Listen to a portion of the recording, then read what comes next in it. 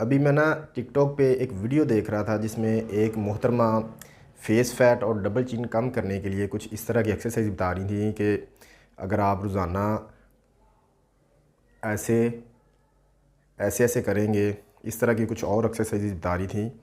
अगर आप वो रोज़ाना करेंगे तो आपका फेस फैट डबल चिन ख़त्म हो जाएगी। तो ऐसा बिल्कुल पॉसिबल नहीं है। स्पॉट रिडक्शन जो है वो बिल्कुल पॉसिबल नहीं है। फेस फैट कम करने के लिए आपको पूरी बॉडी का फ़ैट कम करना पड़ेगा। आप अगर आप अपना फेस फैट कम करना चाहते हैं तो आपको कैलोरीज डेफिसिट में जाना पड़ेगा, यानी कि कम खाना पड़ेगा। अपनी डाइट में फ़ैट वाली चीज़ें, चीनी वाली, चिकनाई वाली चीज़ें बंद करना पड़ेंगी। कैलोरीज डेफिसिट में रहकर एक्सरसाइज करने से आपकी पूरी बॉडी का फ़ैट कम होगा और साथ तब ही आपका फेस फैट भी कम होगा। खाली फेस की एक्सरसाइज करने से फेस फैट कम नहीं होगा।